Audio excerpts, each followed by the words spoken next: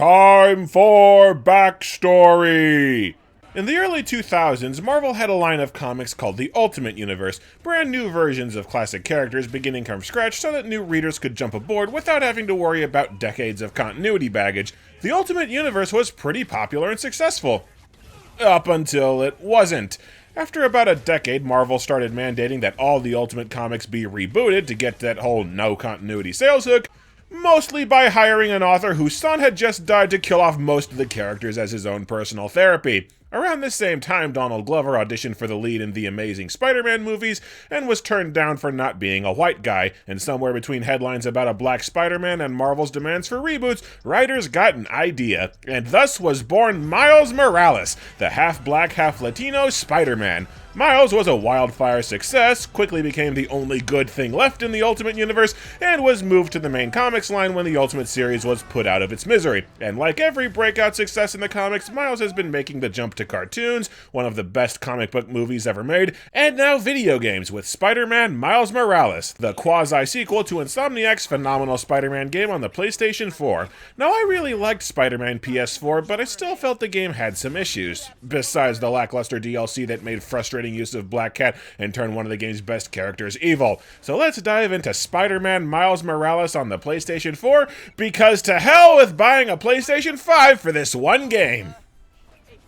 After a little opening sequence establishing Miles' character, he cares deeply about his neighborhood and the little guy in society, he's got a happy home life, and nobody takes him seriously as Spider-Man yet, Peter calls him for help with a mission escorting a prison convoy. The police have seen fit to transport all the escaped prisoners from the first game back to the raft at one time, which is like having drunken sex in a garden of weed in a slasher movie in terms of tempting fate. Man, how does Pete do this secret identity thing? Well, that's easy, Miles. All his loved ones are either dead, supervillains, or dead supervillains. Naturally, things go wrong and the Rhino gets loose and goes on a rampage, but I'm less tempted to blame Miles for accidentally webbing a helicopter rotor, and more to blame the cops for transporting a guy called the Rhino in a flimsy-ass helicopter. After a freaking hectic and really cool opening sequence, Miles subdues the Rhino with newly discovered lightning punch powers. Because spiders, and he dubs these his Venom powers, which is going to get really confusing when the full sequel with Venom actually comes out. After the brawl, Peter pulls Miles aside, and what happened to Peter's face? He doesn't look a thing like he did in the PlayStation 4 game. Yeah, when Insomniac Spider-Man was ported to the PlayStation 5, they changed Peter's face to look more like Tom Holland from the MCU movies, except Tom Holland has a high-pitched voice and the same anti-aging magic as Paul Rudd, so hearing this super deep voice coming from this squeaky stunt double face is super creepy. Anyway, Peter's leaving town for a few weeks, and no sooner does he leave than Miles is caught in a citywide war between Roxxon, a shady energy conglomerate with a private army, and new supervillain the Tinkerer, who's arming a gang with advanced purple magic fairyland tech to lay siege to the city. So it's left to Miles to step up as his own Spider-Man for the first time and prove he's got what it takes to be a superhero. The game obviously has a big open-world city to freely explore, and you navigate this city by web-swinging, which is still fun as hell after all these years when it's done right. There are several ways to build up speed, like diving, leaping off your swing at just right in the arc, and launching off of zip points, and it's exhilarating to maintain a high speed through the city once you get the hang of it. They really have honed a perfect balance between giving you speed and control without having to slow down the swinging for accuracy. Crawling on walls still has the control shift at random, but luckily you won't need to crawl walls very often. I love how Miles has a wide variety of animations for his web swinging. Like one move he'll be trying to put some style into it, and the next he'll be flailing his arms desperately trying to regain control because he's still inexperienced. I kinda wish the losing control animations would disappear further into the story to convey growth, but it's still a nice touch.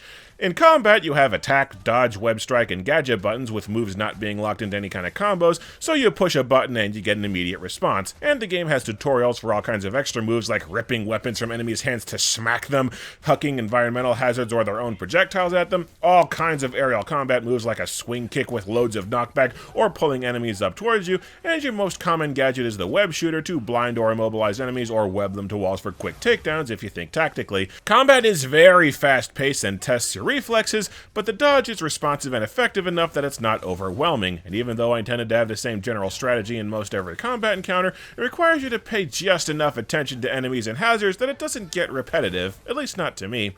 Somebody film their kid playing this and send it to Yuji Naka so he knows that kids play games with more than one freaking button! If you played the first game, or if you have an uncanny recollection of my review of the first game, this should all sound familiar, but there are a few twists to the gameplay to account for Miles' new powers. After all, Miles has the power to lightning punch people with venom powers that eventually become an all-purpose plot MacGuffin, but he also has invisibility powers that he discovers in this scene that has zero real-world political subtext whatsoever. Dude, put that phone away now! I said put that phone away now! Hey, get your hands off me! As you land and dodge hits, Miles charges venom meters, up to 3 being unlocked over the course of the story, and these meters can be used to launch super attacks that not only deal massive damage, but also tase everybody nearby so that they're immobile for follow-up hits. Mostly you're going to use this to super punch, but I find the most effective move is the venom jump, which launches tons of enemies into the air and seems to damage them just enough that each will then go down to one short aerial combo afterward. The Venom powers are a neat addition, but they also succumb to an old game design trap that I hereby dub the Super Form Paradox. When the game gives you a super form, tries to force you to use said super form, and then gives you way too much of the super form so that the difficulty curve flatlines. Prior case studies of the phenomenon include Batman Arkham Origins and Metroid Prime 3. See, certain enemies in the game, like the Shield Brute and the Swordsman, can only be damaged with specific venom attacks. I'm sure there's another obscure way to fight them that takes working your ass off, but screw it. Point is, they intentionally designed several combat encounters to force you to use venom. And to make sure that these sections stay playable, your venom power charges up really friggin' fast. You'll be sitting on a super attack that rends whole groups asunder most of the time, and the combat really is not designed to force you to use this power wisely or tactfully. Combat just feels way too easy because if you so choose, you can abuse venom attacks to straight up plow through most of the enemies. Although you can also use venom to heal, in which case it doesn't recharge as quickly. That's a decently balanced trade-off. You still need to pay close attention in fights since most enemies can rip off huge chunks of health at once, and they throw in a lot more ranged enemies to try and maintain a difficulty curve. I didn't use the invisibility that much because the combat feels pretty skewed in your favor without it, but most enemies have zero defense to an invisible Spider-Man, allowing you to land free hits or break out of a tough enemy's combo on a whim. To try and counterbalance Miles' lightning and cloaking powers, the game more or less does away with the first game's gadgets. All you have this go around are web shooters that don't work on a lot of enemies, a stealth tool, and energy clones that fight on your behalf. Wait, what? You know how Spider-Man's conceptualization and mass appeal has always been his everyman status, the guy who deals with real-world problems the audience can relate to, most prominently being that he's broke as hell? Yeah, he invented Green Lantern technology. Peter gives Miles combat and stealth training missions where you fight holograms with every implication that they can actually hit you, and Miles figures out how to miniaturize the tech a few seconds after seeing it so you can spawn energy clones that fight enemies for you. And when Peter shows back up after the end of the game, he whines about needing a job. Patent the Green Lantern tech, you stupid bastard! And between Spider-Man's hard-light constructs, the New Game Plus's anti-gravity grenades, and Tinkerer's instantly materializing nanotech whatever it is, I kinda wonder if this started out as a Spider-Man 2099 game.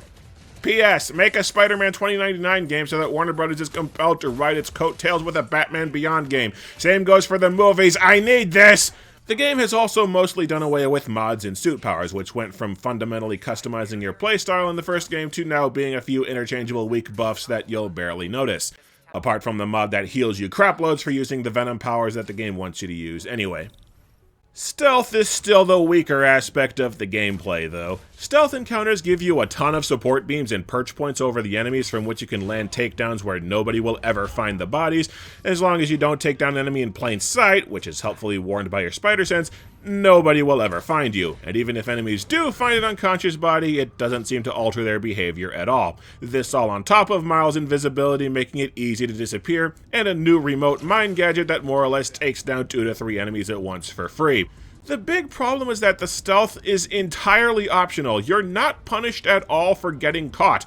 If the enemies spot you, it just turns into another regular combat encounter. There are no missions with hostages where you lose for being detected outside of 2 of Pete's training missions. They tried to fix the stealth from the first game by having it possible to take out entire enemy strongholds without combat, but that wasn't the problem with the first game's system. The problem is that you can ignore the stealth entirely. And yeah, I know this is intended as an all-ages game, including kids that may not be good at stealth encounters. It just feels weird to have this huge pointless system in the game that you can completely ignore with 0 penalty.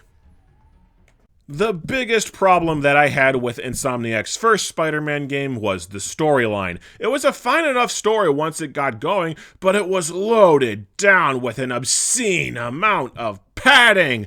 The plot would stop dead for hours at a time to slowly introduce characters and set up plot points for later, stop dead to set up side quests, regularly forced you to stop the exciting superhero work to check in on Peter's day job, and his aunt's day job, and his protege's day job, ground to a halt for painfully run-of-the-mill and tedious stealth missions with side characters, wasted hours on a wild goose chase for a plot MacGuffin, and had you spend almost the entire game going after a lame-ass starter villain who wasn't actually relevant to the plot. Seriously, almost nothing happened in that unwieldy mess of a story until the last few hours of a really friggin' long game. Which is why I am so damn glad that Miles Morales strips away all the fluff and tells a focused, well-paced story that isn't bogged down in unnecessary bullcrap. They established the whole supporting cast in relatively short sequences right at the start of the game, and then they cut directly to the damn point of Miles being in a direct cat and mouse with the Tinkerer and trying to solve the mystery of why they have such a hate boner with Roxxon. Brief intro, and then we get the show on the road! Miles' supporting cast consists of his mom, who's super supportive and running for city council, Genki, his best friend tech genius, omnicompetent magical super hacker that every superhero has these days, and Finn Mason, a long-lost friend Miles tries to reconnect with, who's strangely distant and aloof, dodging questions of where her beloved brother is, almost like she's got a deep, dark secret about how she's the Tinkerer. I'm glad they don't drag out the reveal. The instant you see the Tinkerer in person, it's painfully obvious that they have the same build as Finn does. Man, Miles' very first supervillain turns out to be a close friend? The guy can't catch a break. Well, at least he has his Uncle Aaron to confide in when things get rough. Oh, son of a bitch! The plot revolves around Roxxon pushing a new energy source called Newform, which is highly toxic and extremely volatile, and being built in Harlem with absolutely zero social or political subtext whatsoever. Finn's brother got sick from the stuff and was killed trying to expose it, which is why she's on the warpath. And Roxxon's smug lead science guy Simon Krieger looks familiar to me. Blonde Simon Cowell? I don't know, it's just such a punchable face.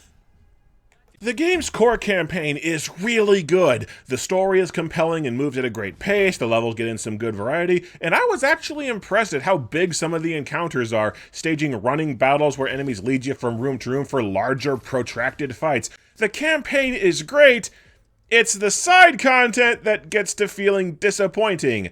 The kick-ass Taskmaster, stealth, combat, and navigation challenges are now 9 piddly training missions with Pete that are staged like tutorials. Tutorials that I put off doing until the very end of the game because they are so not compelling. There are exactly 6 enemy hideouts, a small fraction of the number from the first game, and the other side missions are 4 different fetch quests.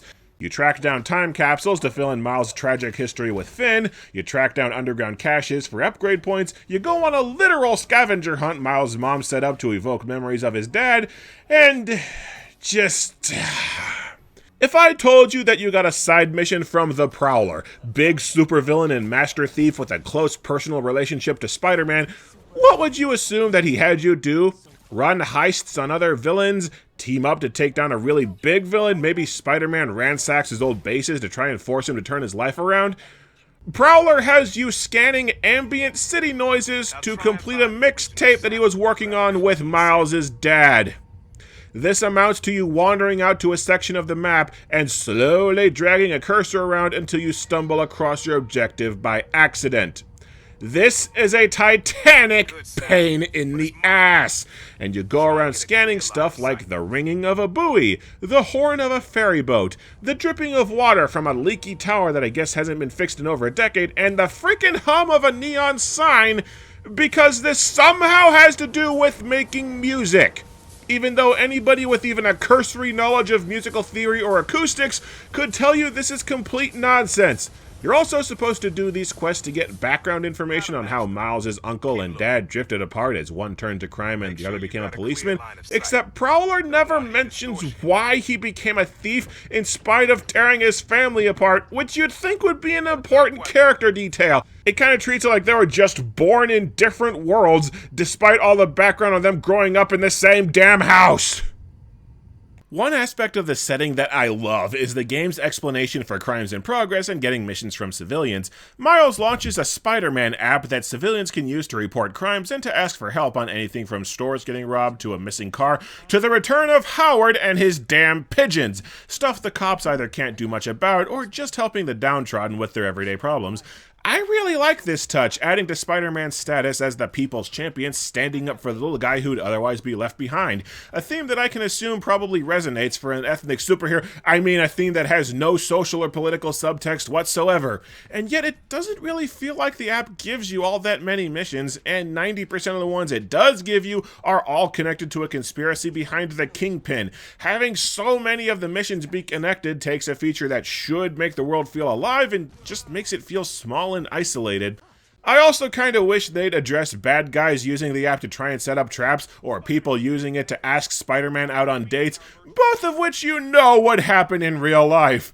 The problem isn't that the game has no side content, the problem is all the individual side quests feel really short except for all the damn scavenger hunts. They've also streamlined how you get unlockables in the game. Instead of tokens for completing different activities, you just get tech points that you use for suits and upgrades, which means you'll have all the stuff you care about long before you're through with all the side quests.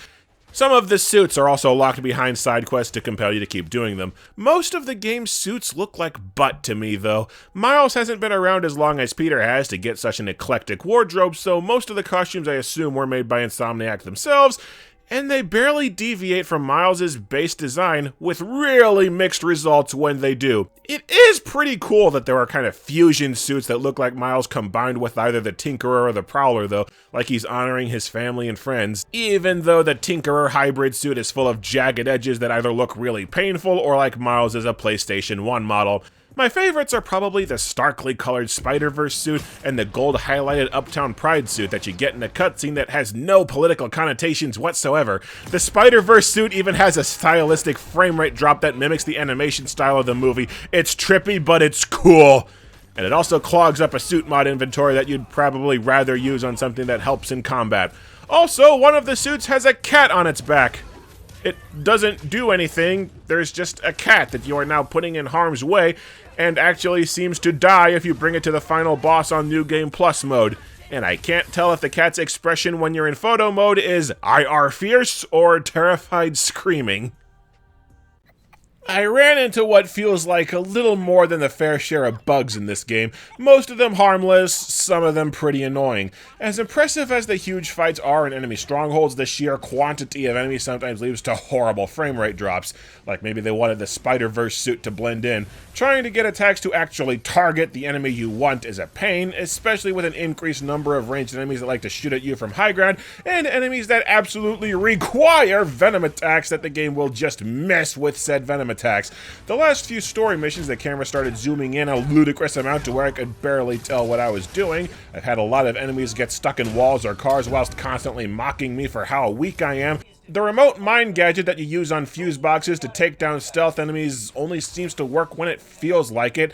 The underground supply cache side quest is glitched to where some crates are hidden in enemy bases without telling you, and if you miss them the first time you do a stronghold, they don't respawn, making it impossible to get 100% completion without starting a New Game Plus, which happened to me. And when I played a bit of the New Game Plus, well, Either the Morales family is way more festive the second time around, or the game just failed to load a crap load of wall textures. Solid red windows, solid red walls, solid red splotches where Miles is supposed to have posters hung in his room, and then getting back to gameplay, some entire solid red buildings. Also, in a playable flashback right before the final boss, I caught future brilliant supervillain Finn Mason walking around in endless circles like she really needs to pee. To be fair, you gotta get your cardio in somehow. Yeah, that's a weird thing. Right before the climactic final battle with the Tinkerer and armies of Roxxon and Underground goons, the game grinds to a halt for a really long extended flashback to Miles and Finn going to a museum as best friends that absolutely butchers the mood and the pacing. It's a good scene. It just should have been put literally anywhere else and also made much shorter. And this kind of segues into what a lot of people cite as the game's biggest problem. A lot of people feel the emotional core of the story does not work because you're supposed to feel sorry for Finn, who lost her brother to a corrupt company that faced no consequences, and Finn is just not a sympathetic character. She's an angry teenager fueled by ego from always being the book's smartest person in the room. She's perfectly fine arming a violent street gang to terrorize the city and commit untold mass shootings that have nothing to do with her actual endgame. She's dead set on a violent solution to her problem even after peaceful ones present themselves because she's convinced she knows better with no argument to back it up. And worse yet, when she discovers Miles' secret identity, because this is a Spider-Man story outside the comics, of course that was going to happen, she lambasts Miles repeatedly for lying to her, yelling like it was some kind of great betrayal. Really?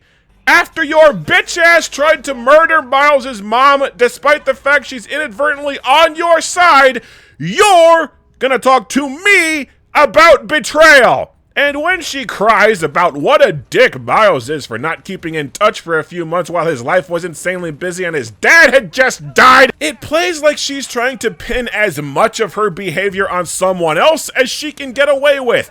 As a result, it is way satisfying in the final boss listening to Finn break down as Krieger jumps onto the intercom to spell out what a stupid, futile, and self-defeating gesture her grand plan is, as well as Miles finally calling her out on her bullshit. I'm done listening! You never started! Here's the thing, though. I don't think that Finn is the emotional core of the story. Miles is. Miles is the one trying to reconcile his close personal friend with this murderous monster she's turned into, trying to reach her and almost seeming to break through a few times. Miles has the firm personal belief that you should try your absolute damnedest to save everybody that you can, but there's the question of experience. Does Miles' belief make him a better superhero or just too naive for the real world? Miles is being plunged into the deep end of the job right away and learning the brutally hard way that you just can't save somebody who doesn't want to be saved, as it reaches the crisis point where Finn has to be put down regardless of his feelings or sorrow. There's also some really good drama with the Prowler tying into the questions of virtue and idealism versus experience and cynicism that pays off in an epic and superbly designed boss fight. Honestly, Miles' journey of self-discovery and sink-or-swim superheroing makes him a way more compelling hero than Peter was in the first game, especially since Peter's arc in said game was basically recovering from things that were his own stupid fault. Though on the topic of Miles' development, it feels weird that he tends to immediately take the advice of his friends and relatives, regardless of how bad that advice may be. Like when Genki suggests he reveal his identity to Finn, Miles is almost right away on board with that plan. Let's make a pros and cons list. Maybe if she knows it's you she's fighting, she'll rethink the whole Tinkerer thing.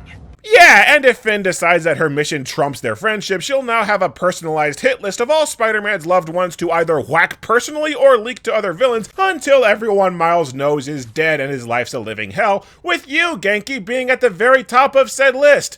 Do we put that in the pro or the con column?